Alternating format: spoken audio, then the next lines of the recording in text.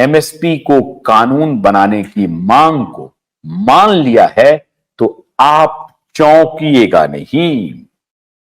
और उसके बाद सिर्फ एक ही बात बाकी रह जाएगी, नरेंद्र मोदी का हर गांव चौक चौराहे पर नरेंद्र मोदी के मंदिर का निर्माण।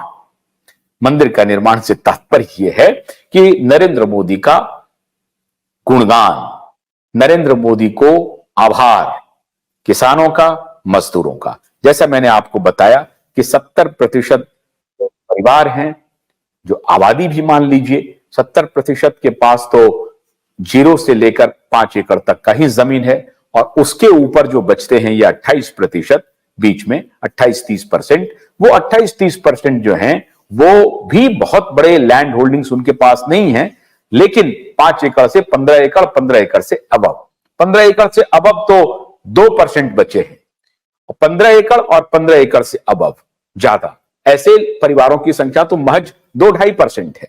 तो वो 2-2.5% उनके पक्ष में आ जाएंगे, और इसीलिए नरेंद्र मोदी इस किसान के आंदोलन से बहुत विचलित नहीं होते हैं। इसीलिए नरेंद्र मोदी को किसानों के आंदोलन से चुनाव पर कोई प्रभाव नहीं पड़ता है। उसके पीछे का राज यह है कि 70% जो परिवार है वो किसान भी हैं, वो लो मिडिल क्लास भी हैं, वो मजदूर भी हैं, और उनको नरेंद्र मोदी ने डायरेक्ट मनी ट्रांसफर स्कीम में पहले ही अपने साथ जोड़ लिया है।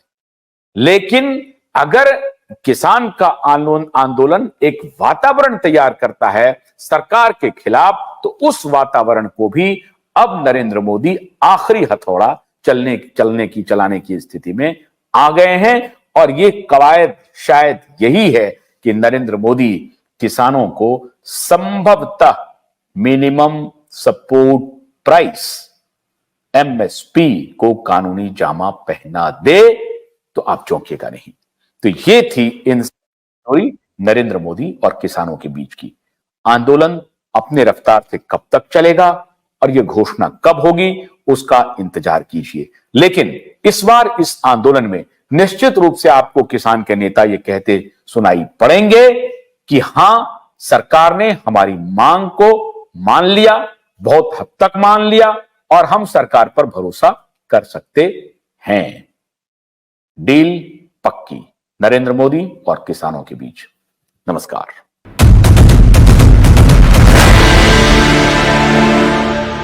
भोलानाथ का ब्रश कटर एक बैटरी से चलने वाली मशीन है।